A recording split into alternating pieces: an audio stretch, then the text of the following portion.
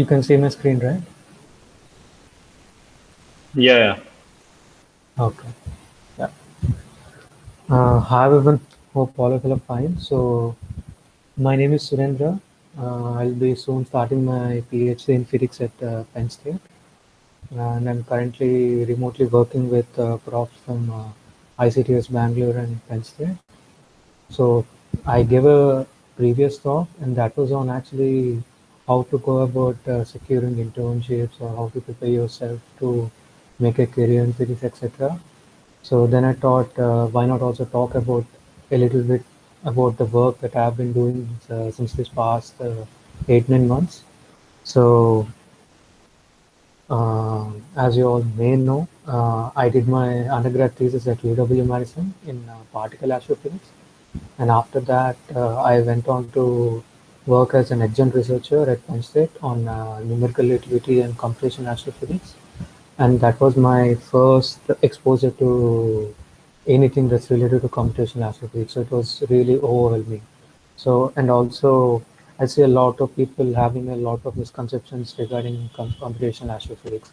They think that it's not even physics or something like that. So I just wanted to point out what it is and why do we need it, why it's so essential, and also what do we do in it, and what are the few open problems or the interesting systems that we can deal using computational astrophysics.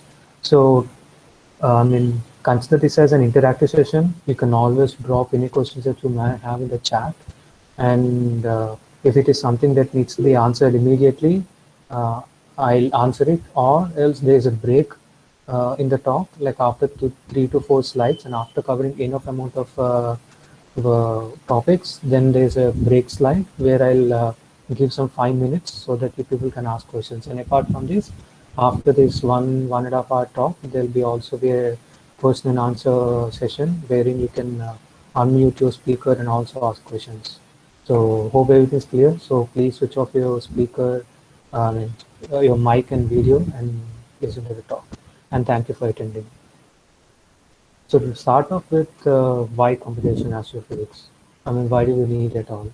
So it turns out, whenever you deal with any physical systems, uh, there are two ways of dealing with. One is analytical and one is numerical.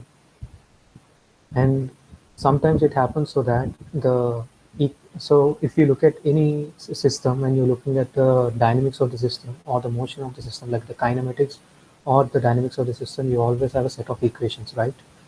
Which has some parameters of the system involved in it. Like it can be mass of the system, spin of the system, or the area of the system, or something, some parameters of the system. And these are all in a certain set of equations. And what these equations tell you, how does the system evolve? And there are two types of equations, like one which tells you uh, like how the system is evolving without the need for initial data, and there is another system of equations which want or require some initial conditions and boundary conditions to be put into your system of equations, so that it will tell you how the system is going to evolve starting at this initial data. So sometimes it turns out that these equations, both the initial data or the regular equations which describe the evolution of the systems, are not your usual ordinary differential equations. Like as you might have learned in your class 11, class 12, and also during your first and second year of BSc Physics or MSc Physics or engineering, there is this course called partial differential equation and ordinary differential equations, wherein you try to solve exactly what is the solution for this ordinary differential equation. You'll either get a specific solution based on the initial data and boundary condition, or you can always get a general solution to having some addition of a constant or something, which can be fixed later. But it turns out that not always that these equations turn out to be ordinary differential equations. Sometimes these turn out to be partial differential equations, and you cannot solve this partial differential equation exactly. And then what is the thing? And it turns out that only in a lot of systems, it turns out that only when you actually uh, let input a lot of symmetries and a lot of assumptions into your system, only then do you usually get these simple ordinary differential equations which can be solved analytically. But when you want to solve the whole system with everything included in it, like without taking any assumptions or without taking any symmetries, then the equations that usually result are partial differential equations. And sometimes the approximate analytical solution that you get by taking these assumptions and symmetries is not enough, because when you're conducting some experiments or when you're doing some observations or when you have a detector detecting some signal from extragalactic or galactic or on Earth, etc., you want the errors from your theory and the model to be as small as possible. And when you approximate these, you're always removing some higher order terms, if you get what I mean. Like you're always letting go some information.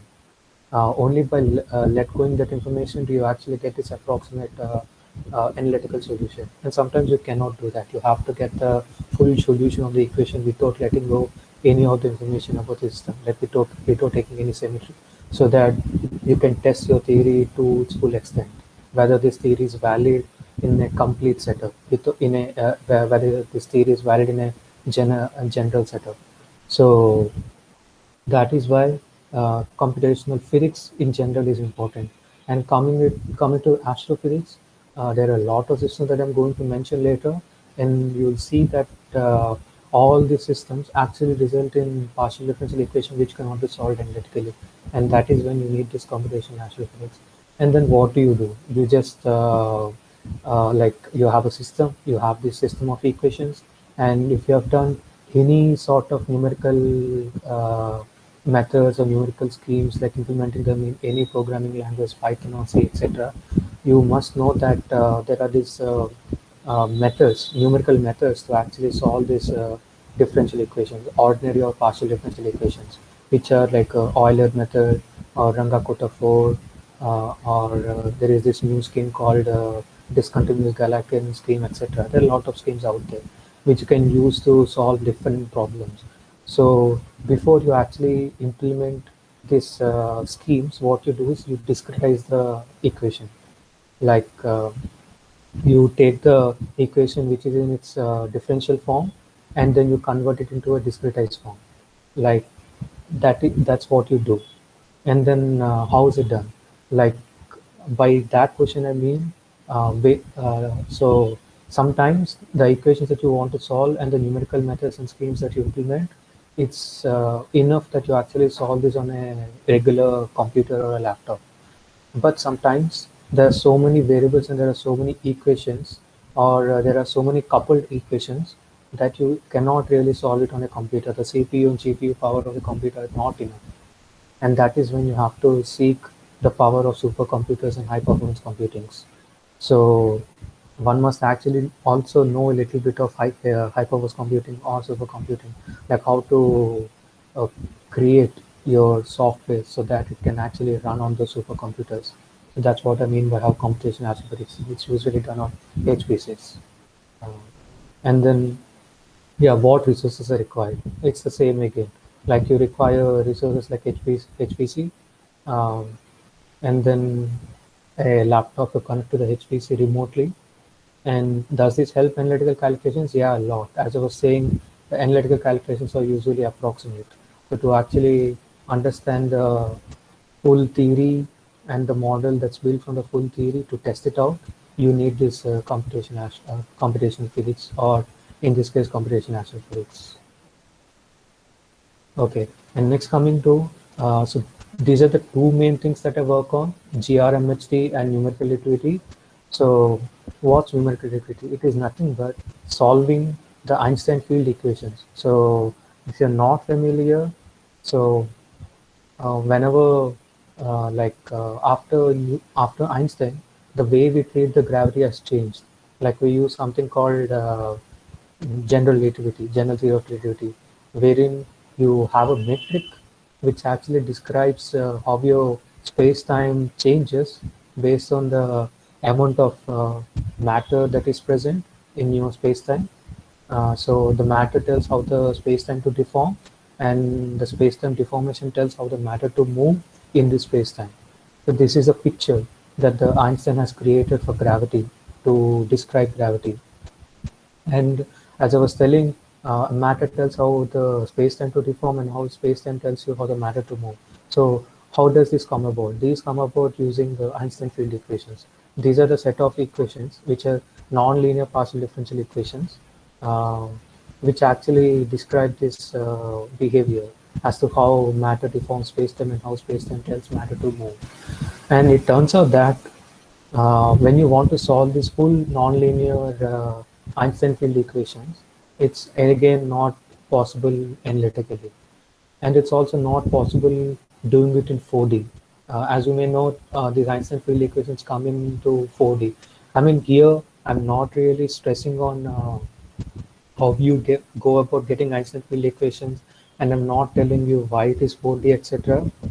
Because I'm assuming that you know a little bit of GR, or you might have heard from other talks. Because even if I include that into this talk, it's going to take a lot more time. So I wanted to just give a glimpse and get away from it. So it turns out that these four-dimensional Einstein field equations cannot be solved computationally too. And why? Why is that? That's a long story. I mean, for that you need to know theory of partial differential equation. But to simply put, I can tell you this much: that when you actually try to solve the original four-dimensional Einstein field equations in themselves and put them on a computer, the equations do not evolve for a long time.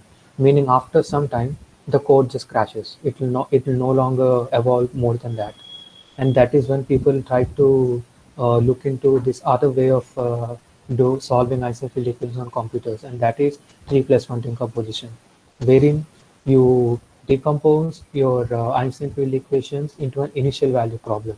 And what do I mean by initial value problem? You have a set of initial conditions which are described by a set of equations, and you have another set of equations which describe how this initial data should be evolved. Okay, so now you might ask, do we need to do this T plus 1 decomposition? Do we need to solve this Einstein field equations in its full nonlinear form every time? No, it's not true. It's only when gravity is very strong.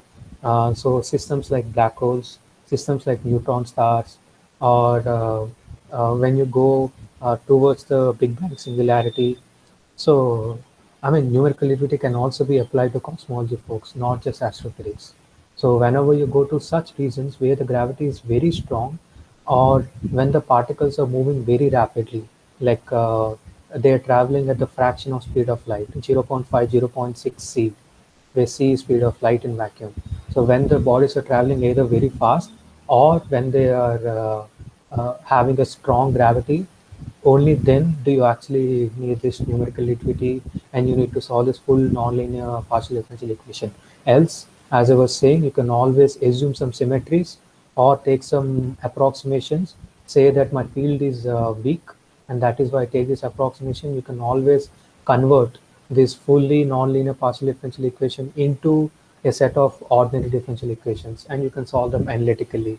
And that is how you get analytical solutions for example cases like a Schwarzschild black hole or a rotating black hole or a FRW cosmology, where is Friedmann-Robertson-Walker metric, which describes a standard model of the cosmology.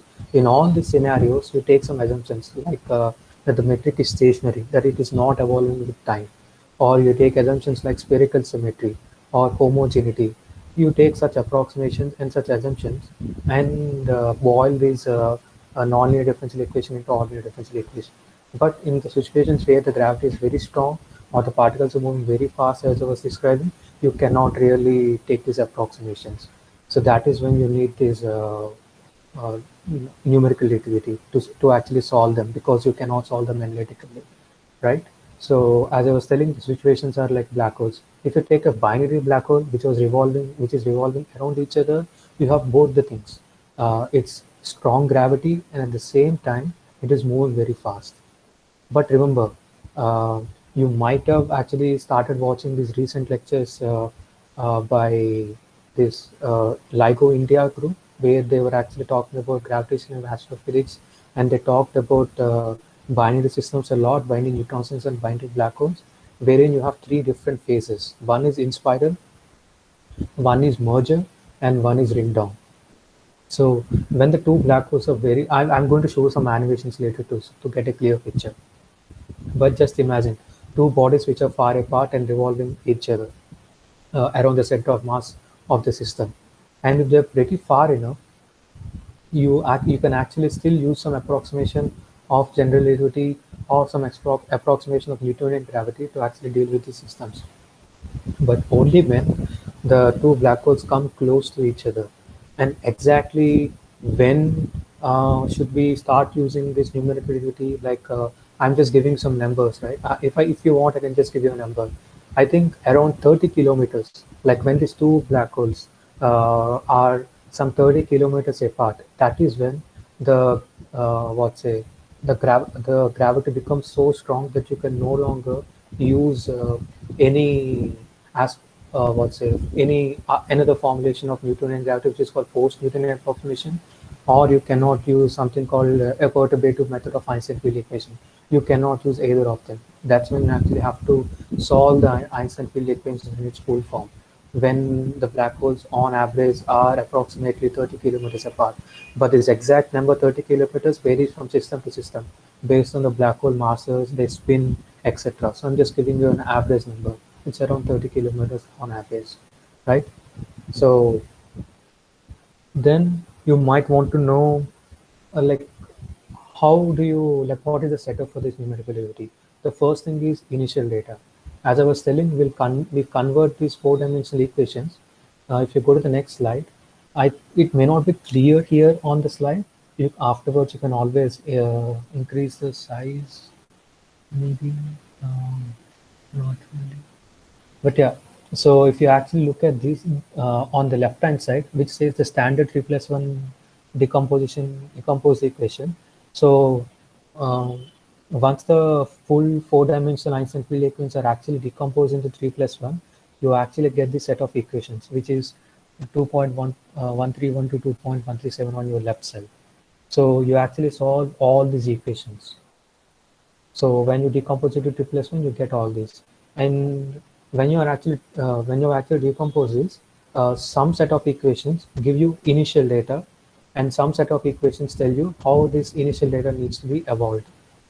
And uh, you might have actually dealt with this initial value problems in your class 11, class 12 too. When you're taking a ball and throwing it at an angle, you say that the ball has an initial angle of this much, it has a velocity of this much, it has a mass of this much, right? So those are the initial conditions that you provide to the regular Newtonian laws of motion, so that you can describe the trajectory of the particle, right? But it turns out that when you're dealing with Einstein field equations and general relativity, the initial data, like giving this initial data, is also non-trivial. It's not so easy just to say that the mass of the black hole is this much and the black hole is separated by this much. No, it's not that easy. Even that's non-trivial.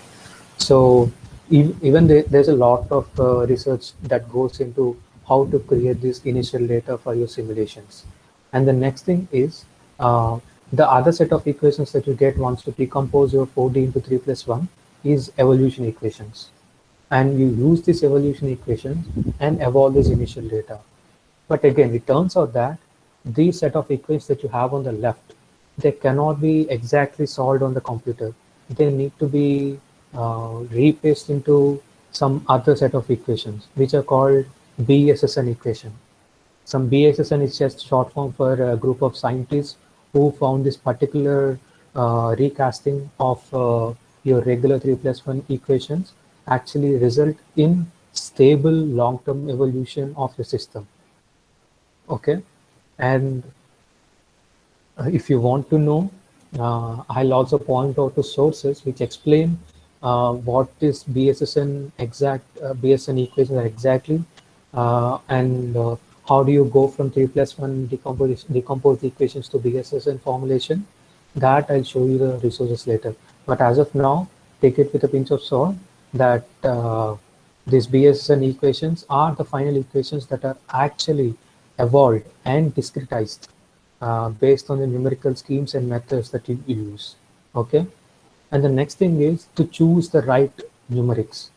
So if you know a little bit about a little background about partial differential equations, there are three types of partial differential equations. One is hyperbolic, one is parabolic, and one is elliptic. And these evolution equations that you get, they are actually in the form of hyperbolic partial differential equation. And the initial data that you have, they are in the usually form of elliptic partial differential equations. So what is initial hyperbolic and elliptic, even that's not necessary to know the exact meaning of them, but it's just that uh, hyperbolic equation, you can take it, you can think it in this way. Uh, Elliptic equations do not require any initial data, like they can be solved implicitly. That is what initial data, like when you're actually trying, so even to get your initial data, you need to solve a set of equations, right?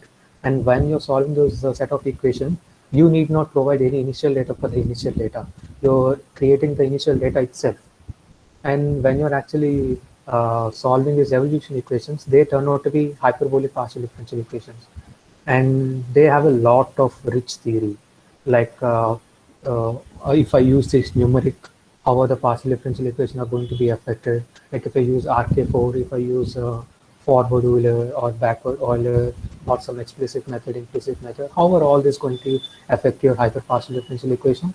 That there's a lot of mathematical theory, and that is one of the reasons as to why people choose this 3+1 decomposition approach and converting it into initial value problem compared to the old four-dimensional way of doing things.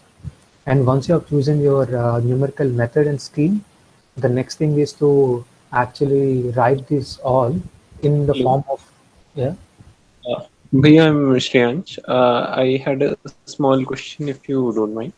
I Yeah. just wanted to know why is it that elliptical equations do not need any initial value problem, and on the other side, hyperbolic equations require Yeah, some strict. it's not that strict. It's the structure of the equations, right? It depends on the your partial differential equation structure. Like supposing your differential equations require initial data, then it turns out that they're usually hyperbolic. I'm not trying to show you any equations, or I'm not trying to tell you what equations are exactly hyperbolic. I mean, if you're interested, we can always talk later. But that is not something that I want to cover in this talk. But that's why I always, Yes. I told you that take this as a pinch of salt, that there are certain, I mean, if you look at them, you'll actually see that elliptic partial differential equations do not require any initial data, because that's how they are. That's how the structure of the equations is. Yeah. Okay. Yeah. So once you have these numerical schemes and numerical methods that you have selected, even that is not trivial. Even that's non-trivial. Like you have to do a lot of analysis to actually understand that this numerical method and scheme is going to be appropriate for this system. So even that involves a lot of mathematical theory. Uh, but then once you have figured out all of this, then that's when you actually have to create something called a software. I mean, you might have heard of this term called software a lot of time. So you give the whole initial data, evolution equations, and these numericals, everything is structured. Like you, like if you have actually seen any software, it usually has a main program and a part programs. Like the main program contains all the variables that you need in your simulation. Like you want to know what is the metric, or you want to know, once you decompose this into 3+1, you actually get a new set of variables. Like in your four-dimensional Einstein field equations, the basic variable is your four-dimensional metric. But in the case of 3+1 decomposition, the variables are extrinsic curvature, something called extrinsic curvature, and something called normal. So you're recasting these variables into some other variables. And so you want to define these variables in your main program, and you want to call, like you actually create some functions. So I'm just trying to describe you the software. And in another part of the program, you'll describe what numerical scheme to be used. In another part of the program, you'll describe how should I integrate, in another part of the program, you'll describe how do you want to interpolate the values, etc. So you give it a structure, and you'll see that sometimes it turns out that some set of equations can be solved parallelly, meaning there can be some 10 equations out of which some 5 equations can be solved independent of those other 5 equations, and that's when you use parallelization scheme, wherein you actually put these 5 equations on one core, one CPU, and the other 5 equations on the other CPU, and you run them parallel so that you can save time. So that's one parallelization scheme. So that's where the HPC comes in. So you give it a structure. So all of this put together is what a computational astrophysics software or a code looks like. So later on, I'm going to show a lot of links where you can actually go and explore different software that are present for computational astrophysics. And there, if you actually go and see, this is how the usual structure is. Like you have a script or a code which describes all the variables, and one code where describes what interpolation, extrapolation schemes to be used, and another piece of code describes how these what numerical methods to be used, and all these different scripts are interwoven, like they call each other. And there is also a code which describes in what format should I store these variables, or should I even store these variables or treat them as temporary variables. So there is lots of all of this. And few examples, as I was saying, is gravitational collapse. So usually people, when try to deal with gravitational collapse, they take this assumption that the initial cloud that is collapsing is actually spherically symmetric or pressureless, etc. But when you want to include all the things into your system, like adding pressure and taking it as non-spherical, then you cannot do it analytical, and you need to do it, put it on a computer. And there is compact binaries, which can be a binary black hole or a binary neutron stars. And it turns out that when you go near the Big Bang singularity, or if there is a singularity, we don't know, to, but towards the early universe time, like even before the early universe, few nanoseconds, it turns out that sometimes the equations that appear are also non-linear partial differential equation. And these equations can pop out of any theory, any quantum gravity theory. It can be loop quantum gravity, it can be string theory, or there is this new cosmological theory called bouncing cosmology, etc. So irrespective of the theory, it happens so that these partial differential equations appear, which are non-linear near the Big Bang event. So even that time, numerical ability is required. And the other thing is, if you want to understand how the particles moving around curved black holes, like what are the geodesics around curved black hole, even that is a thing. And just like this, there are a lot of other fascinating things that I'm not covering, that I've not mentioned here, but that can be dealt with numerically. So just treat it as like this.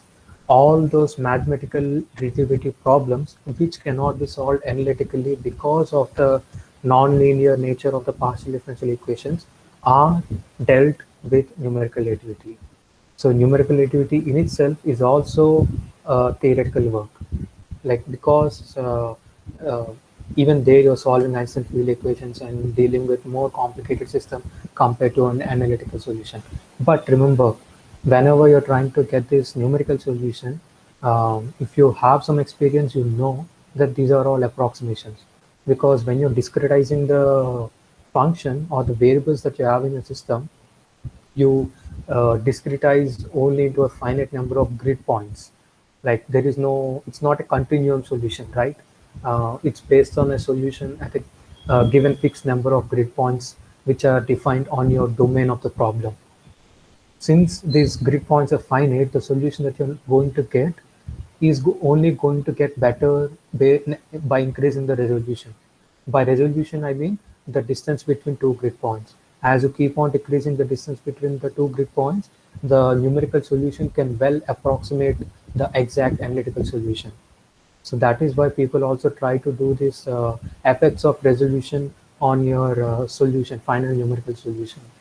So usually you go to that resolution when the difference between that resolution and the resolution before that, and you measure the difference between the solution, the exact value. So like suppose you get 0.001 for the resolution level 1, and you get 10 to the power minus 5 for the resolution level 2, then the difference between 10 to the power minus 5 and 10 to the power minus 4 is something. So you have to make sure that the experiments that are out there, like it can be LIGO detector or it can be a particle detector, etc., that they systematic errors. The systematic errors, I mean, the errors which creep into your measurements because of there are some problems with your experiments due to some noise. So those errors need to be always bigger than compared to the errors that you get in your numerical model. So you have to go to such resolution only when your error uh, between two resolution levels is smaller compared to the measurement error. So I hope you got that. And some open source software that actually deal with numerical relativity are Einstein Toolkit, GeoChombo, and NR5+. And any beginner who is really interested in numerical relativity and how one really wants to understand the nitty-gritty details, like as I was Shreyan's asking, like this hyperbolic or elliptic, why don't we need initial data, etc. I like definitely recommend to look at this software called NR5+. I'll share the slides later on. You can always go there. And a good news, this NR5+ can also be ran on a laptop, and you can also do an head-on collision of black holes. So that's awesome. Like recently, like the main creator of the software NR5+, he gave a talk, and therein he actually showed a binary black hole simulation on done on his cell phone. Like literally, he did it on his cell phone, and it took him 2 days to actually run that. And usually when you run these simulations on a high performance computing, the same system that he solved on the what's a phone on a high performance computing which contains some thousands of CPUs or lakhs of CPUs requires 3 4 days, and he did it in just 2 days. So that's how powerful this NR5+ is. So that's a very fascinating software, and a lot of people can that this might be the future for numerical activity. But currently, it's not as precise as the softwares which run on high performance computings. But this is a really good tool for understanding for yourself how to go about creating a software for numerical activity, or how to understand these other complicated software like Einstein Toolkit or GeoChombo. So I definitely recommend you to look at NMI+. And now, if you have actually observed so far, I've never spoken about any matter. These are all vacuum when I refer to black holes and all that. So Einstein field equations and numerical relativity only deal with vacuum solutions. But when you want to introduce matter, that is when your general relativistic magneto-hydrodynamics come into picture, wherein the general relativity part comes from your numerical relativity, and the magneto-hydrodynamics part comes from your Euler equation of gas dynamics. I mean, as a simple example, I'm saying Euler equation of gas dynamics, but then I really didn't want to like this. I really didn't want to show you the MHD equations because they're really complicated. So I thought you people might be afraid. But if you want, I can always put those a set of equations in the slide and share it later. But yeah, so whenever you have matter in your simulations like a neutron star or a white dwarf, it can be anything, and that is when you use a hydrodynamic equation, a set of hydrodynamic equations which describes how the pressure, density, entropy, velocities of your particles actually are interrelated with each other. Okay, so you have a set of partial differential equation even in this case, which describe how the density, pressure, entropy, etc. are interdependent and how they vary with respect to time and position. So, and there are various versions of it. Usually people when deal with large scale structure or galaxies, etc., they usually use Newtonian hydrodynamics where the gravity is not so strong. And but when they actually go to systems where the velocities are very high, but the gravity is very small, like astrophysical flows, like jet, like when you have a stream of particles which are traveling at speed of light or less than speed of light, or a fraction of speed of light, that is when you use special relativistic hydrodynamics. But sometimes, like in the situation of neutron stars, you have to use general relativistic hydrodynamics. And in some systems the magnetic field is not so strong that you can ignore it, and in some cases like pulsars or during this final merger of neutron stars, you actually get a magnetic field that is amplified, and the magnetic field becomes significant enough, and that is when you also have to include magnetic field. So as I was telling you, in those set of equations, even the magnetic field enters into the picture. Like even the magnetic field is dependent on pressure, density, entropy, etc. Like it's just an extra variable that gets added to the system of equations. So that is one thing. Even similar to your numerical activity simulations, even here you need to create some initial data. Supposing you have your two neutron stars, like how do you, and even that's non-trivial because you want to know how can you bring these two neutron stars close to each other and put them on the same grid. So do you superimpose their individual solutions, or what do you do? So even that is a problem. Like recently, people have been working on these hybrid binaries, wherein you have a neutron star and a black hole, or a neutron star and a white dwarf, or a black hole and a white dwarf binary. So creating initial data for such binaries is really non-trivial. So that is one case. So if you see here, I'm trying to tell you what's there, like what research is being done, like what are the different aspects of the numerical evidence GRMHC. I'm not really explaining what it is, but I'm telling you what's there. So if you're interested to know what exactly that is, you can always go to these links that I've posted here. And similarly to numerical utility, you also have numerics and high performance computing. And examples of these applications are neutron star binaries, or jets, or accretion disks, star formation, or there is this new telescope called Event Horizon Telescope, which actually images your black hole. Even in those cases, to actually relate your theory to the observations, you need to construct some images of a system, and those images are also constructed based on general relativistic magneto-hydrodynamic relations. And for this situation, the two of the open source software which are really famous are Cloppack and WhiskeyTHC. And people who are really interested to more in this and want to get the nitty-gritty details, just like numerical duty, I strongly suggest you to look at this Cloppack, which was written in 1996, but now they've converted the Fortran to Python. There's a package called PyCloppack, which you can look, and it's written in Python. And these I chosen because a lot of people here are rather familiar with Python compared to C or C++. But if you're familiar with C and C++, please have a look at this THC.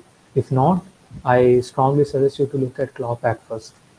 And apart from that, if you look at this another link called OAB, which is Open Astrophysics Bookshelf, which contains the required astrophysics that you require, the required astrophysics that you have to have in order to like. So I mean, in all of the situations, I'm telling you there are a set of equations, there are a set of equations. So you want to know what are those exact set of equations that I have to put on the computer. So to understand those what those set of equations are, you need to look at these books like Open Astrophysics Bookset. They have a set of books on jets, on accretion days, on compact binaries, etc., etc. And the other, yeah, that's all for now. So now I'll take questions if there are any. I know I skipped a lot of math and I'm not showing you equations, um, because if I do that, that's going to be another entirely different lecture. But as I was saying, I just want you all to know what's there, what's out there. So any questions, or I can go ahead?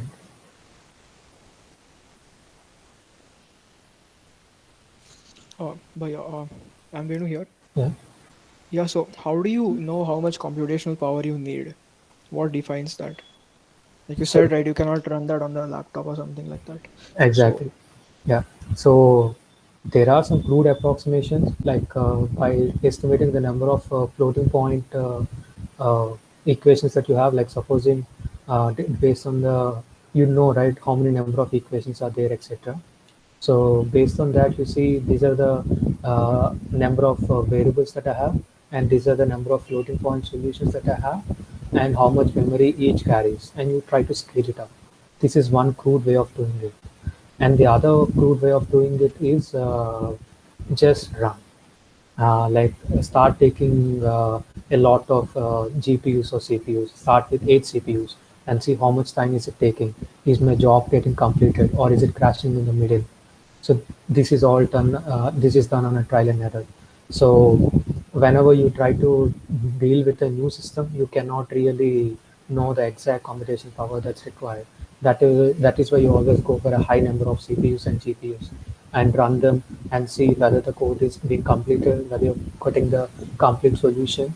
And that is why people always create something called checkpoint files. A checkpoint file is something that stores the final state of the what's a scheme that it stopped at. Like when you have a certain time of a certain number of after a certain number of time steps, the like you give a wall time, right? You tell that code to run for 24 hours maybe, and you want to you don't know whether the given number of nodes can actually solve the system of equations in 24 hours, and that is why you create a checkpoint file. What a checkpoint file does is at exactly on 23 hours 59 minutes 59 seconds, it creates a file which stores the current state of the system at that 23 59 minutes 59 seconds. And when you restart the simulation, it reads the state that's stored in the checkpoint file and continues from there. So in case your simulation gets done before 24 hours, then you know that you can always reduce the number of nodes and try more. So I hope this answered. That's how it's usually done.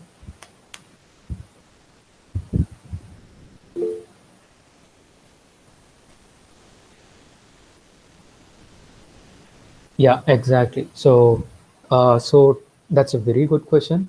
We really don't know whether we can solve four-dimensional equations or not, but so far all the numerical methods that we have used to solve them didn't work out. As you're saying, yeah, the errors actually creep up, add up, and the solution just breaks down. Yeah, true.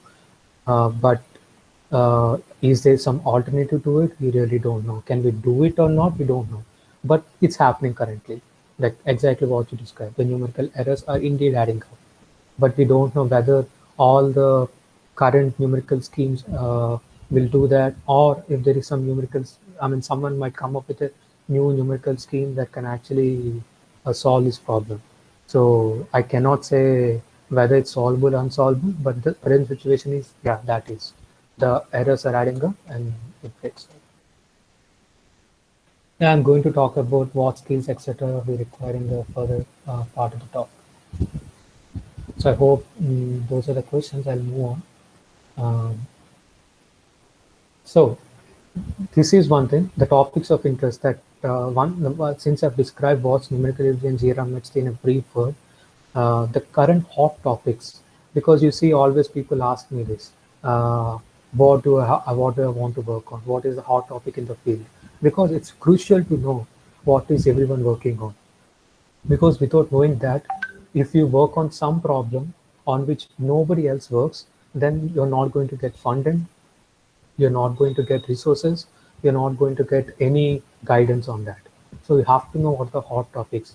And I can tell you that some of the hot topics that are out there are gravitational waves involving compact binaries and just yeah. And the other is fast radio bursts. You might have heard of these. Fast radio bursts are nothing but there's a huge burst of radio waves in a small amount of time. Those are called fast radio bursts. Till date, nobody exactly knows what produces this fast radio burst. Like what is the astrophysical source that actually produces this fast radio burst? So there are a lot of models out there which try to explain fast radio bursts, but nobody has conclusively proven, yeah, that this is the source. So it's still an open problem.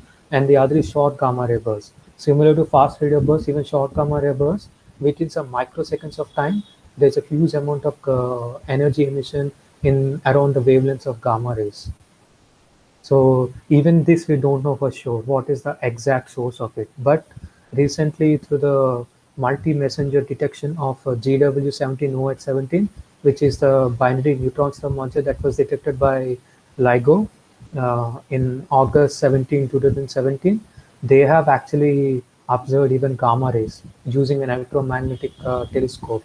So they think that binary neutron stars are one of the prime sources of gamma ray bursts, but people really cannot say that all the short gamma ray bursts that I observe are actually from what say binary neutron stars. Why they can't say? Because the localization, like when you're actually observing the systems in the night sky, you want to know where exactly the source is located, right? And it turns out that based on the LIGO observatories that are on the Earth, you cannot get a good localization in the sky.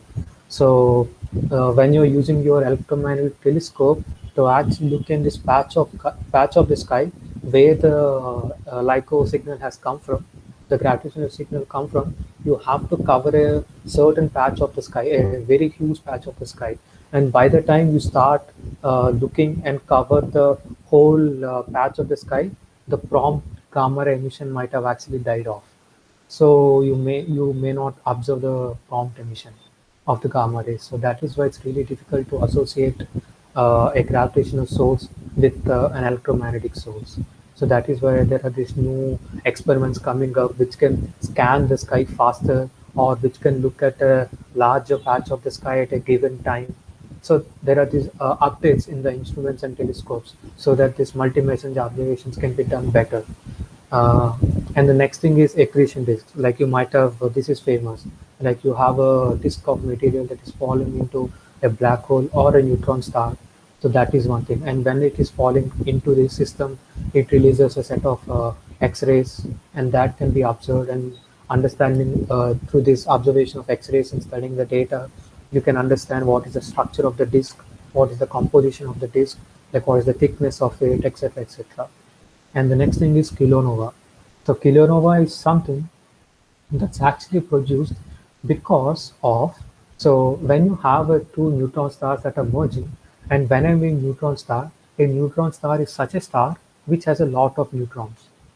Uh, and it's a very neutron rich material, meaning when you compare the ratio between the number of neutrons, the number of protons and electrons in the neutron star, the number of neutrons is very high, very, very high compared to the number of protons and electrons inside the neutron star. And when these two collide, because of the shear forces between these colliding neutron stars, some of the material gets ejected out into the space. And this material can always come back and fall into the neutron stars as accretion disk, or it can become an unbounded ejecta. They call it ejecta because it's been ejected. So it can become unbound. Unbound meaning it will just travel outward into the space, and it will not fall into the neutron stars or the black hole, whatever it is. Uh, so when this material is getting ejected out, which has this rich amount of nuclear matter, it undergoes something called R process.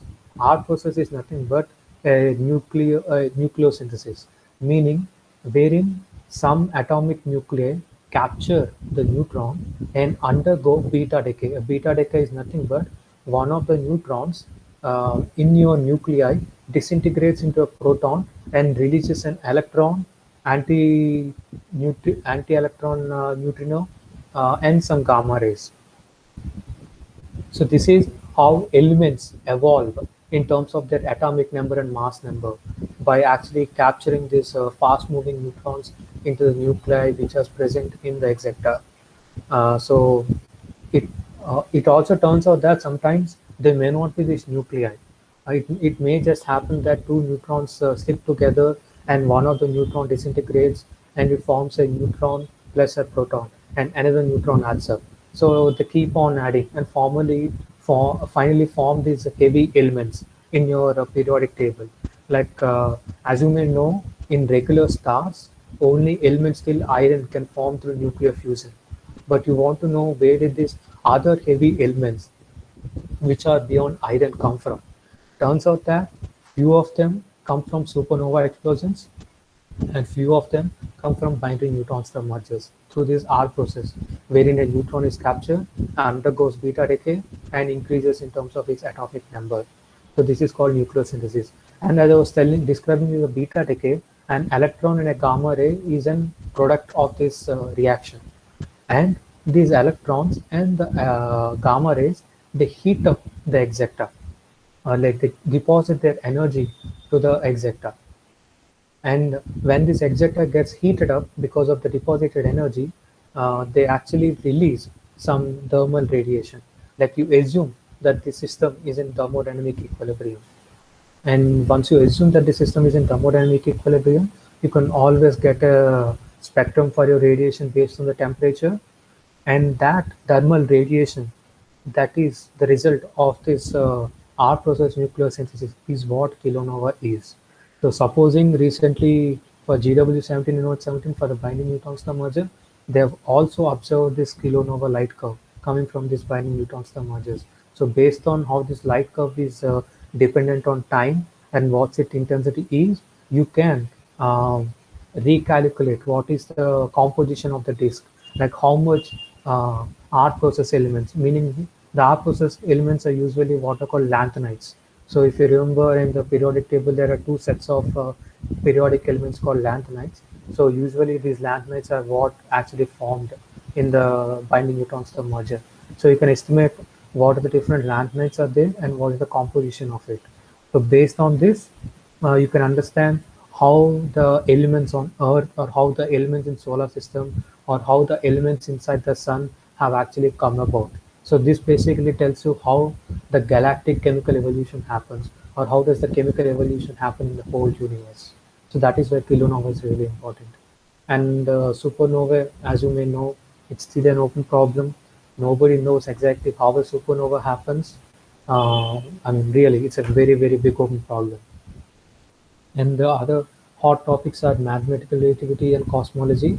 As I was telling, we know, like we want to know what is the large scale structure of the universe, like how are the galaxies distributed, how do the small scale effects affect the large scale systems, like things that happen in the galaxy, how can they affect the large scale structure? So that is one an open problem. And the other is galaxy dynamics, like how two galaxies interact with each other. And the other is star formation, like if you have an initial molecular cloud, how does it collapse and form progenitors for your stars? And the next thing is how do solar systems form, how do planets form? So that is one thing. And the other part of other side is gravitational. I mean, the other side of the thing is data analysis in astrophysics, where you want to test your theories. You want to test whether general relativity is true. You want to know. So as I was saying, neutron stars, inside neutron stars, the density is so high towards the center of the neutron star that you really don't know what the physics is. You really don't know. There are a lot of explanations as to what is the state of matter, what is the composition there, or what is the variation of density, etc. In the inner core. Nobody exactly knows. So you want to constrain all those physics at high densities based on the observations. And the one more thing is to actually constrain all this, to actually do all this, you need to relate what the observation is and what the theory is. So to relate, you need to have some outputs out of your theory, which are called template banks, wherein you construct some data, like it can be a gravitational wave signal or electromagnetic signal like kilonova, and you compare it with the data that you get from experiments. And once you relate, you can constrain the theories or the models. So I just wanted to show some simulations. So this is a neutron star merger. You have two neutron stars which has a surface and a core inside. You have put those two neutron stars on a grid and they're revolving each other, and they're coming close and close each other because they're releasing gravitational waves. The gravitational waves take away the angular momentum of the system. And once the thing is formed, you see, I was telling you, an ejector is released out and it becomes unbound. And some ejector, even though it is released out, it again falls back in. That is why you see a accretion disk that has formed around the remnant and it falls back into the black hole, or there is some material which is just rotating around. Okay. And when these two neutron stars merge, it can either result in another neutron star which is massive compared to the initial neutron stars, or the final end product of the central object can be a black hole too. In this case, it's a black hole. And this is a binary black hole merger. So this is a high mass ratio system wherein you have a black hole which is a lot more massive compared to the other black hole. So these are called high mass ratio systems. This was recently observed by LIGO.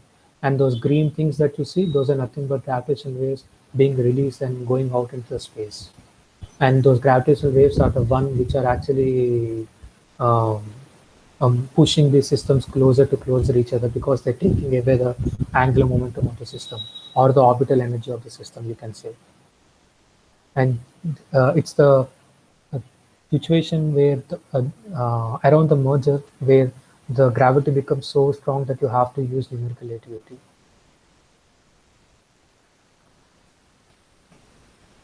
So if you see this, it has formed a common horizon. A common horizon is something that engulfs your two regular black holes. So after a certain time of the merger, you can no longer distinguish between these two individual black holes because they get enveloped by this outer common horizon. And these are some simulations on binding neutron stars itself. So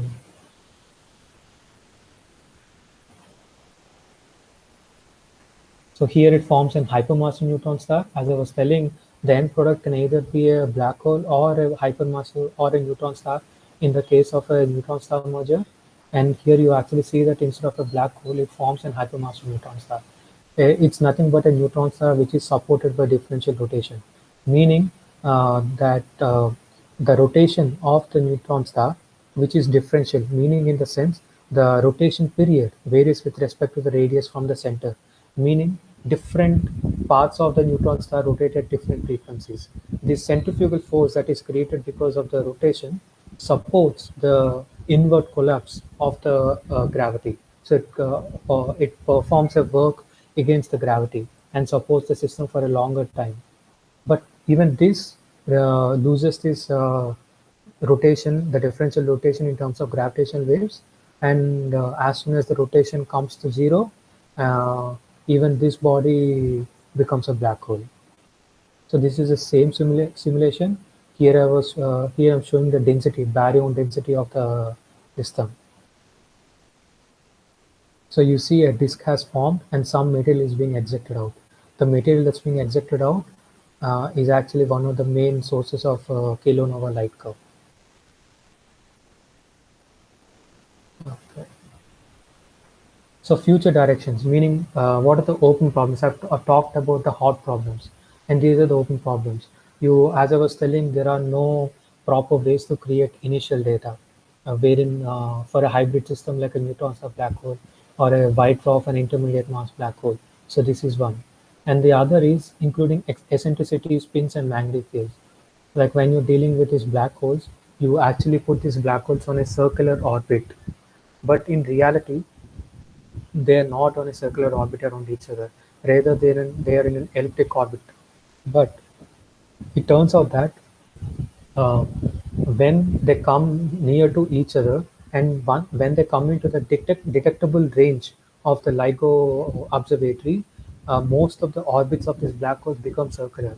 But occasionally it might happen that these black holes um, might have this eccentricity in the orbit still. Like this eccentricity might not have been lost.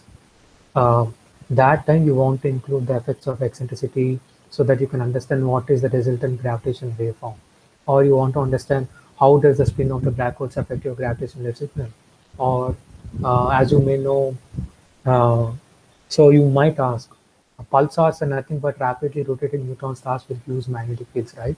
So why are we not including magnetic fields in the usual binding neutron star simulations? It turns out that even the magnetic fields are lost in due time when you have a binary revolving around each other, but sometimes it may happen so that these magnetic fields are also not lost. And that is when you also have to include magnetic fields and see how it affects evolution of the binary neutron star system. And the other thing is turbulence effects. Like you have a lot of flows in your system, which can go beyond Mach number. Mach number just signifies a high velocity.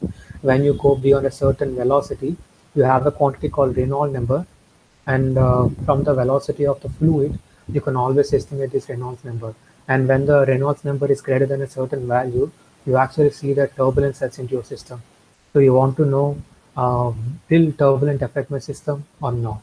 So currently, uh, nobody actually goes to such high resolution that they actually resolve these turbulent effects. They actually ignore turbulent effects. So they just take it on face on. But only when you increase the resolution can you actually encode these turbulent effects also into your simulation. And after that is, if you actually include all these eccentricity, spins, turbulence, etc., that is when you get high precision waveforms. Meaning, as I was telling you, your detectors, usual detectors, have a lot of measurement errors. And as I was telling you, the numerical error that you get should be less than compared to the measurement error, right? But the future advanced LIGO detectors will have measurement errors very small compared to the current numerical errors. So you have to reduce your numerical errors of the simulation too, meaning you have to get more precise solutions. That is why I said high precision waveform. So how do you get more high precision waveform?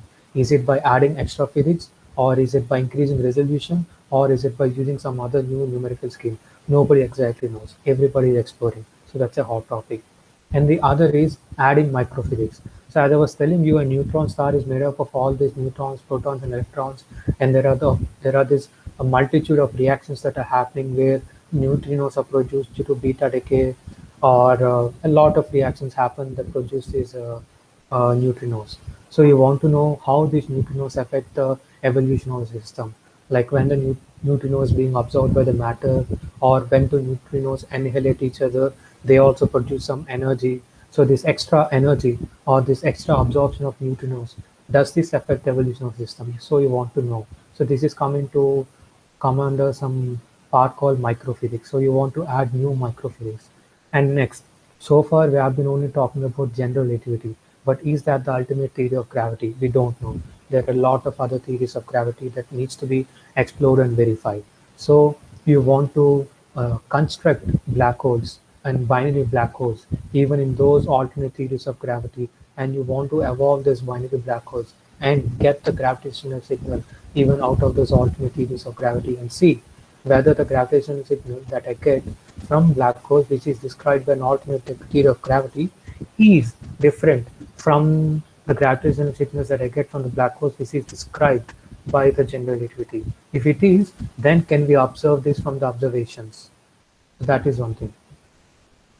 And the other thing is, we really don't understand what is the structure of the neutron star, meaning what is the composition, what is the structure, is it a lattice-like structure, or there is some structure called pasta, wherein a lot of layers come together and literally form some strings of matter and they just look like pasta, or that we don't know how can you define elasticity or superfluidity, conductivity in this neutron star, or how does this neutron star varies exactly, the density, etc., with radius, or the pressure with radius.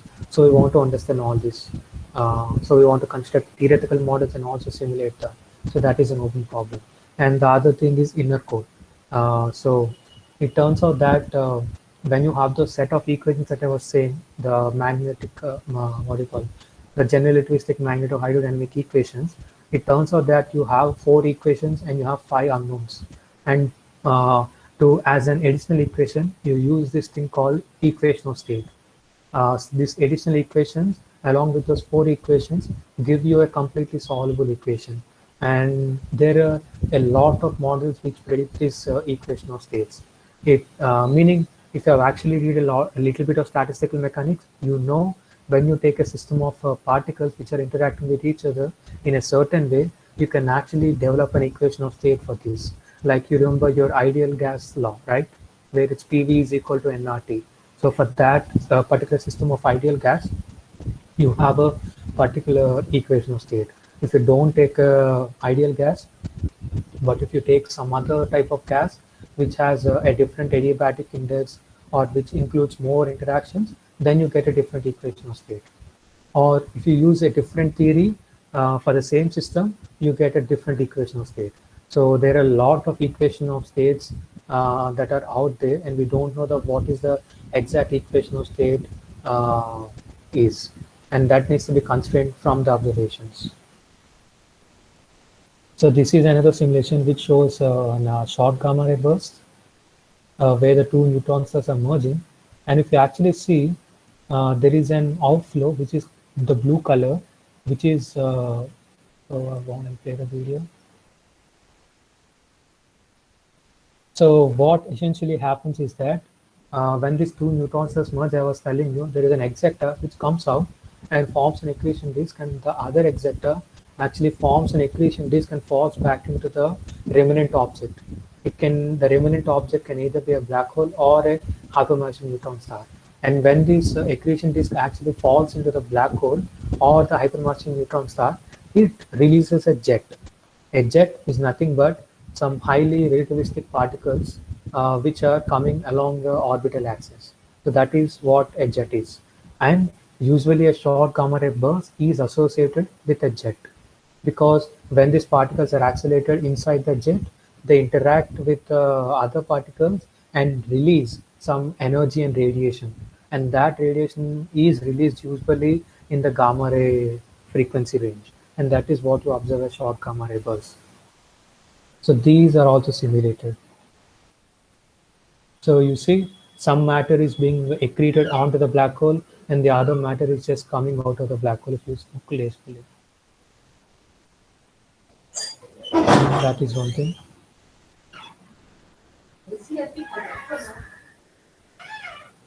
And so in this scenario, in the scenario of a short gamma ray burst, a few of the open problems are, as I was telling, there are these particles which interact with other particles and produce a non-thermal radiation. Uh, and nobody really knows how to model this radiation. And nobody really knows what is the central object, whether it is a black hole or a neutron star. And nobody also knows how does this jet evolve with time. So that is also an open question. And this is the kilonova.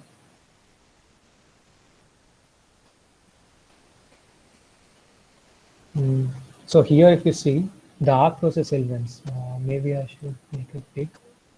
Yeah. So if you see, this is a plot, atomic number versus the elements, the number of elements. So you see it starts at 0, 0 at a certain composition, and the neutrons get captured, and the atomic number keeps on increasing, and then beta decay happens, and as soon as the beta decay happens, this set of elements move towards the preferred belt of elements. You might have learned this in your class 7, class 12, right? That there is a certain ratio between the atomic and between neutrons and protons, which is stable, whereas the other ratio is not stable. So based on that stability condition, you have a certain band in your graph which says that these elements are stable. So all these elements are actually moving towards that stability region by undergoing beta decay. And on the top of the graph, you actually see this number of elements increasing. And the blue points are nothing but solar abundance, meaning this is the composition of the elements that you find inside the sun. So you want to match this elemental abundance that you get from neutron stars with the elemental abundance that you have inside the sun.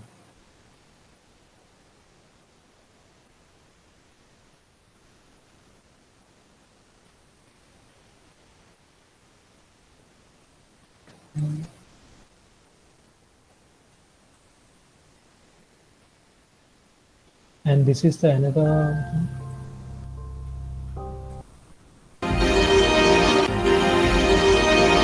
So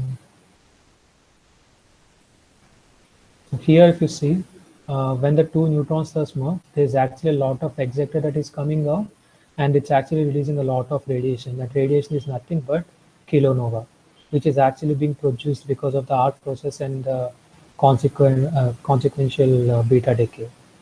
So that is our process.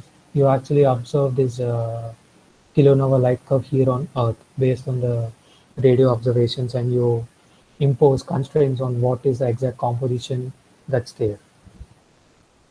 So future direction in terms of the kilonova light curve modeling are, for now, you take a spherically symmetric ejector coming out from your neutron star mergers, but it may not be the case. It may be the case that the ejected material is actually asymmetric, And next, we don't uh, know what is the exact mass that's actually in this exacta, and what are the exact velocities that are inside this exacta. Even that is not well known. And we also want to match the solar abundance. So those are all the open problems, that we still can't match the solar abundance of the different elements. And the another thing is accretion drift. This is as a simulation I want to do so. Uh, if you if you see here, I think this picture shows you that exact point I was talking about. If you see the orange on the left side, the blue is going out and the orange is coming in, right? It means the orange is feeding into the black hole and it's resulting in a jet that is being spewed at the along the axis at relativistic velocities. So even this is not well understood. In the sense, there should be better, like for now, you take these particles to be non-interacting, or that they don't have viscosity, or the way you describe viscosity in the systems is very rudimentary. You want to uh, like involve more physics so that you can better describe viscosity in the system. And this viscosity is very important. Or you can include new microphysics. As I was saying, neutrino absorption or neutrino annihilation, etc. So you can add new microphysics too. So this is tidal disruption event. So sometimes the what say the partner object in the compact binary system is so large that it gets easily distorted because of the other object. And the black hole actually disrupts the other object and breaks up into small pieces, and that is being accreted onto the black hole. So this is called a tidal disruption event.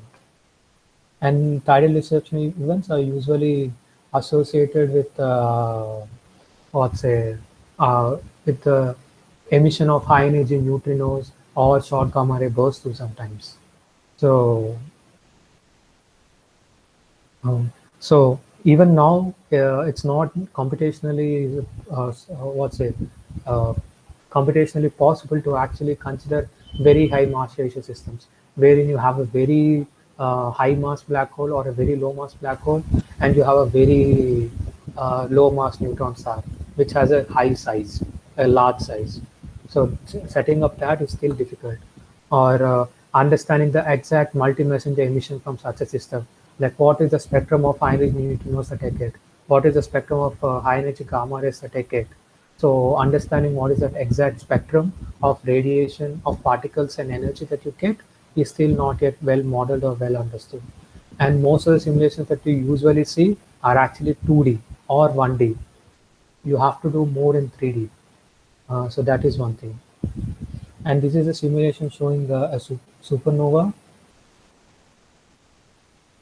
So even the exact mechanism as to how a supernova occurs is not well understood.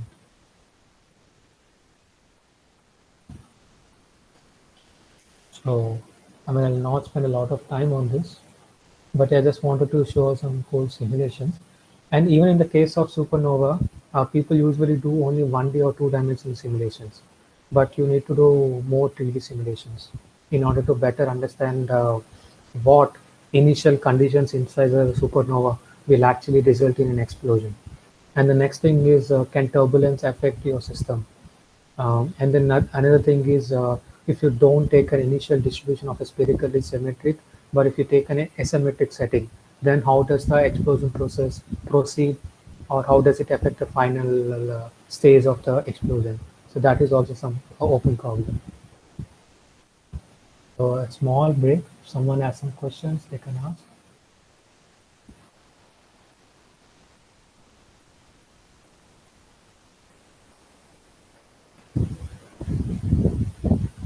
Any questions?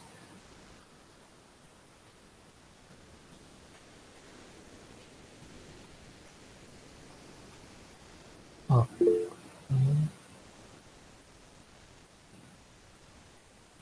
Yeah, the direction of the jets is decided by the way the magnetic field is around the black hole. Yeah, true. But exactly how, for that you need to solve your usual electrodynamics around a black hole. And solving those electrodynamics around a black hole is a complicated process, and that is why I did not put those equations. I don't understand your question. I mean, I don't think by adding a new microphysics that you can make a neutron star collapse. No, that's not how it works. A collapse happens only when what's a the gravitational force overcomes, but I don't see any scenarios where adding new microfluidics will actually result in the reduction of the outward pressure compared to the inward gravitational force.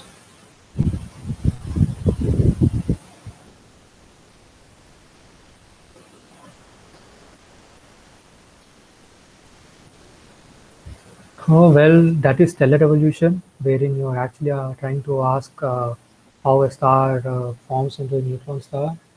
Uh, Unfortunately, that is not something that I have expertise on. I mean, yeah, I don't really know what exactly goes into stellar evolution codes, so I can't really comment on that. I mean, in a simple manner, we just know that the outward. That's it. Apart from that, I don't exactly know how they code it up or what exact physics goes into it.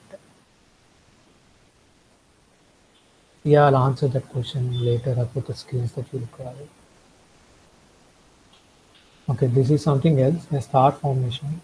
So I think I'll just skip this for now. So even here you can actually see that you take an initial accretion disk and you let it evolve, and it turns out that if there are some instabilities in your system, meaning there are certain regions in your system which are more massive compared to the rest of the system, then they start accreting more and more matter from the surrounding and increasing their amount of mass, and they form as certain small blobs of matter, and they just keep increasing in the matter, and those blobs are the ones which finally result in planets. And the central orange thing that you see, that is the star. So you start with a regular molecular count, and then you let it collapse, which has certain rotation, and this is how the planets form and a star forms in the middle. Okay. After that, I think I'll skip this.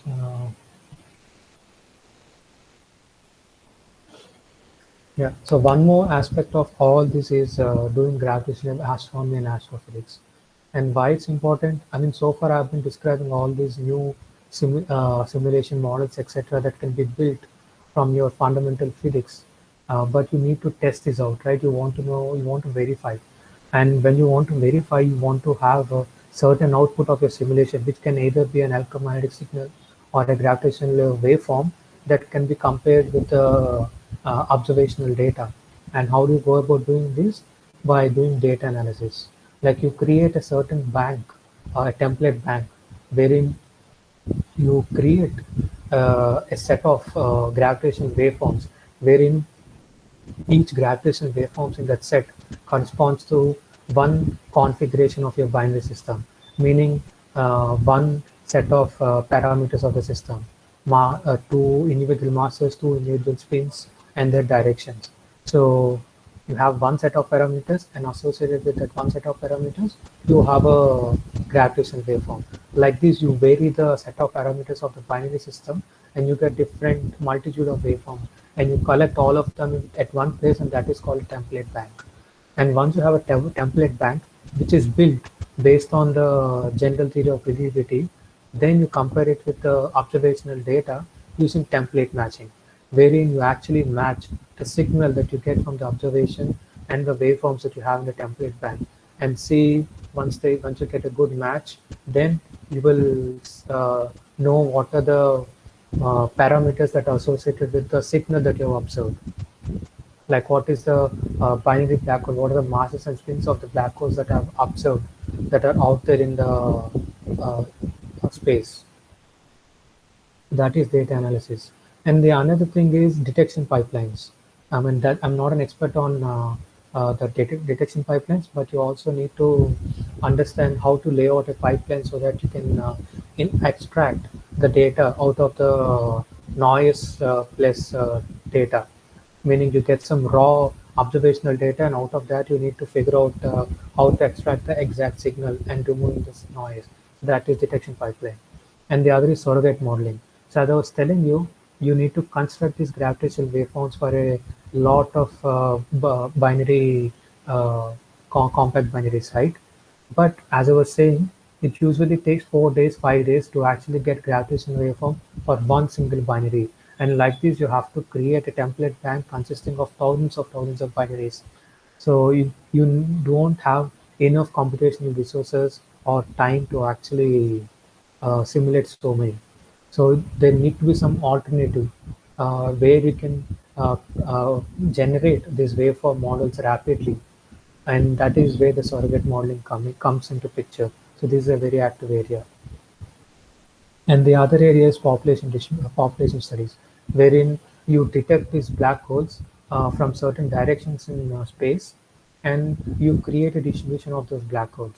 You say this is how the binary black holes are distributed in our local observable universe or inside our galaxy. And why is it that these are distributed in such a way? What is the origin of this distribution? By knowing that, you can understand how our galaxy has evolved, how the stars have went from one generation to the other generation. And the next thing is, I was saying, you can test how good GR is, or you can test if there is alternate theory of gravity which is better than GR, or you can constrain the equation of state, uh, or you can also constrain the Hubble constant. As you may know, currently we do not know the exact value of Hubble constant. The Hubble constant is a constant which comes into your Hubble's law, which relates distance with the velocity. Like you have supposing you have a galaxy which is at a certain distance from our home planet or home galaxy, then you can say that it is moving away from us with a certain velocity. We are able to say this because of Hubble's law. But the Hubble constant that goes into this Hubble's law, which actually tells this velocities and distances to different sources, itself is not well modeled or well understood. So we want to better constrain what the Hubble constant is. And the another thing we can better understand is dark matter.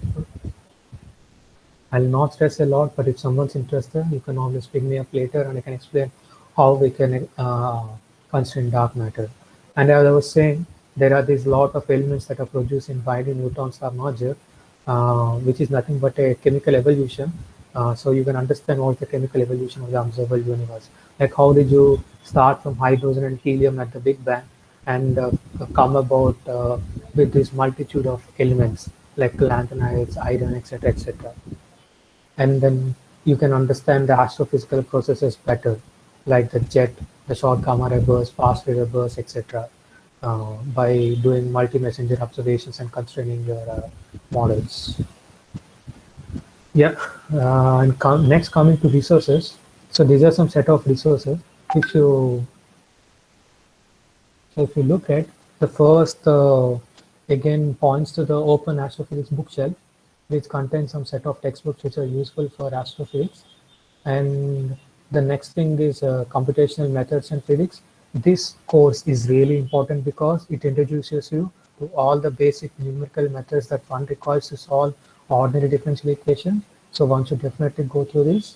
And the next thing is I have a list of software put up on my web page, which are open source and can be looked at if you want to understand how the structure of the software is and how does one exactly go about coding it up.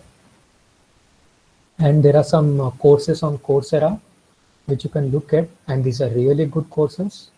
And the other courses which are also present on edX. So I've pasted the names of all the courses, so you can go through these courses which are online free. And the skill set that one has to develop in order to enter the field of computational astrophysics. For anything, it's basically literature review, like going through different articles on Archive, Inspire, Google Scholar. Archive is like your regular newspaper, but rather like your newspaper where you get all the public news. In the case of Archive, it feeds every day people update their recent papers on archive. So you can see new papers that are being published that are put up on archive, and you can follow on the current research, like how you follow the politics, games, sports, movies, etc. Similarly, you can also follow the research by following archive. And I would strongly suggest you to learn the numerical methods, which are finite difference in finite element and finite volume. And some of those numerical methods are indeed explained in this Physics 604 course, and also in this video lectures in Coursera on edX. And you have to know at least two programming languages. And the most famous programming languages are C++ and Python. And the next thing is visualization. You want to know how to visualize your data. People usually use Python, but there are also other softwares that are out there, like mainly Visit and Viti. Those are two open source softwares which you can learn how to use the softwares and visualize your output data from the simulations. So if you actually know these two and Python, that's very highly valued. And the next thing is MPEG. It's a software which is used for image editing and creating movies. Uh, and the next thing is software development. So you need to know how to use Git, nothing but GitHub, like how to maintain repositories, how to create like a way to store your scripts, or how to create a software where you put it, etc. All that's understood in Git. And next, to do all of this, you do it on a Bash or a Linux or Unix-based machine. Like all the high performance computing are based on Unix or Linux. So you need to know something called bash scripting, wherein you want to know how to use command line interface. What are the different commands? Like how to smoothly go through the command line interface and go through your workflow. So that is based on bash scripting. So there are a lot of YouTube lectures. If you just type bash scripting video lectures, you will get a good number of videos. And the next thing is parallelization. I was telling you, sometimes it turns out that your problem has a set of equations where you can split them in two and put them on two different CPU cores and run them. So you want to understand exactly how do you split this and how do you put them on CPUs. That is done through parallelization. And there is this there is a supercomputer called Xseed, and it conducts schools which are open to everyone every 2 weeks. So you can go to this website, Exceed Schools, and get registered or subscribe to their mailing list, and they'll tell you whenever a school comes up, and you can register for that school. It's free of cost, and you can learn things. Yeah, and tips for while going into computational astrophysics is maintain a GitHub or Bitbucket tickets. What exactly a GitHub and Bitbucket, if you don't know, please Google them and see. And as I kept on stressing out, please explore open source software like the NR5 plus software for numerical utility, or the ClawPack software for magnetohydrodynamic codes, etc. So explore them and develop your own codes, implementing new methods to old problems, and also know how to write reports, official reports, like proper reports based on something called LaTeX. So here I've linked the share LaTeX. So it's one of the most famous ones in current times.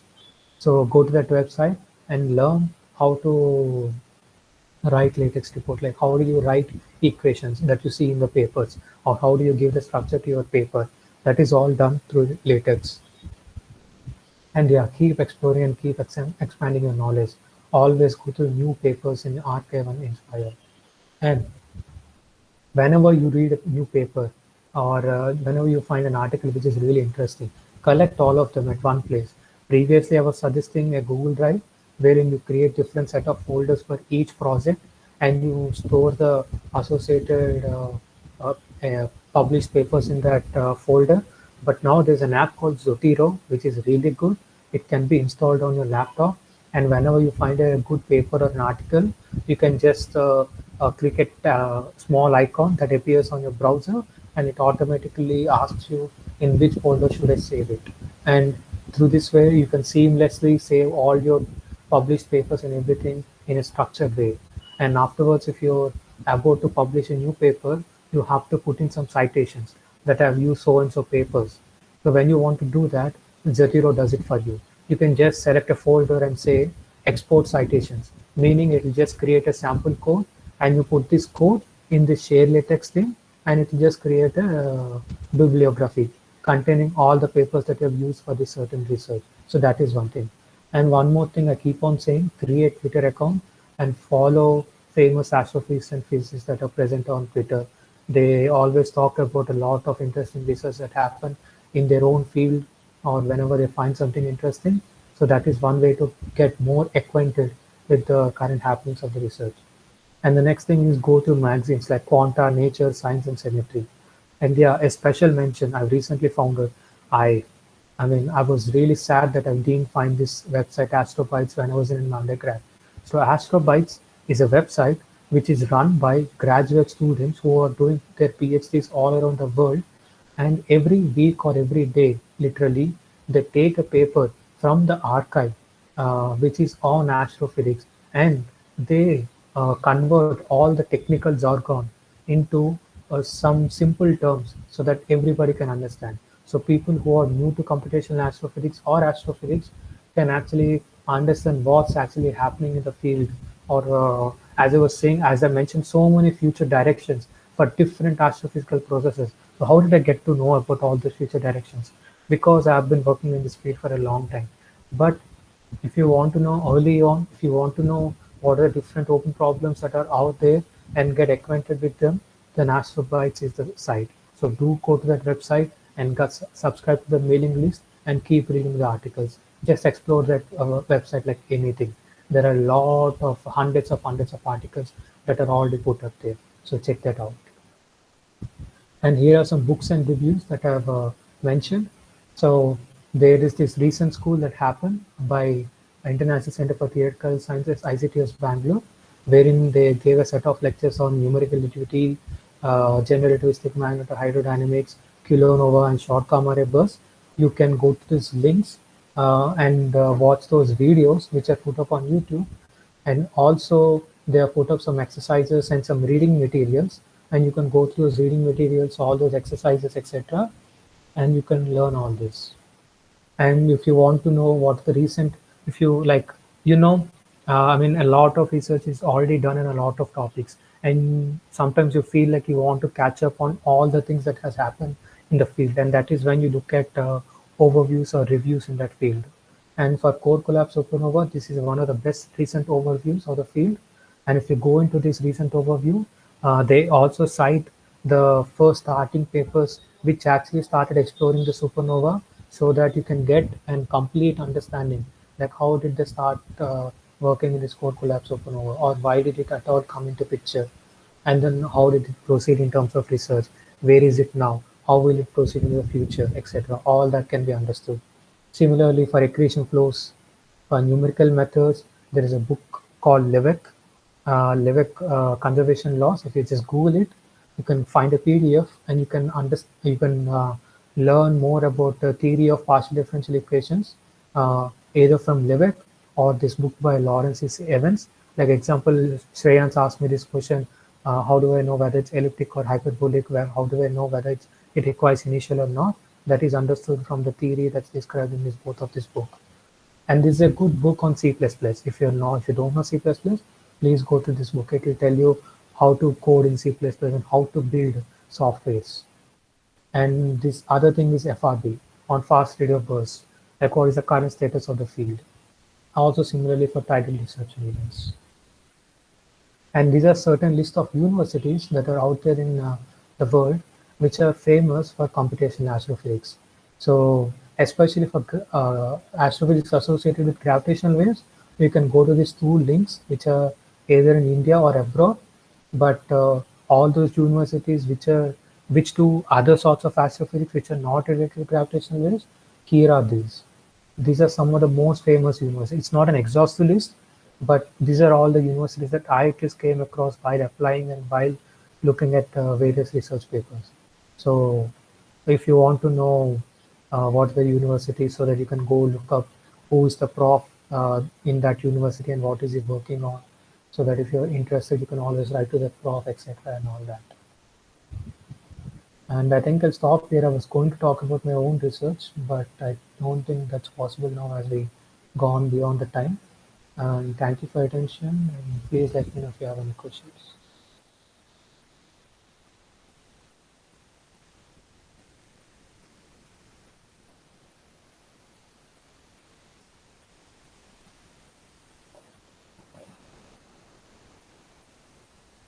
I hope you all found this talk useful in the sense that you got to know what the different astrophysical process and phenomenon that happen and what are the open problems in those fields.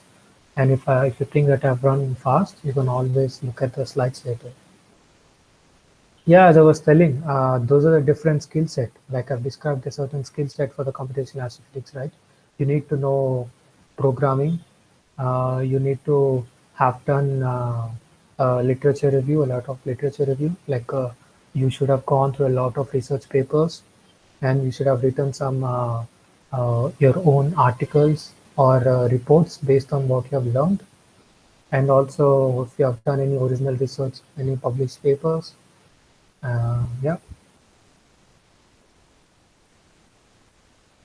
Anything else?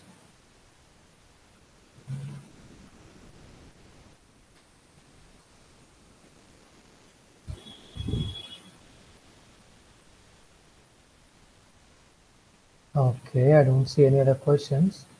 I'll ask Yeah. Nikhil to send around the slides if you all want. And if you have any more questions that were not answered in this talk because I said they were too technical to describe in a 1 hour talk, we can always chat up later, meet on Google Hangouts or Zoom and discuss again. So I'm always open for that. Like supposing I did not describe what exactly my research is. If you want, we can go in depth and discuss the nitty-gritty details. So yeah, thank you for attending. I hope you found this talk useful. Thanks a lot for the talk. I'll stop the recording now. And if anyone else has any other doubts, they can always PM him and talk to him about it. Yeah.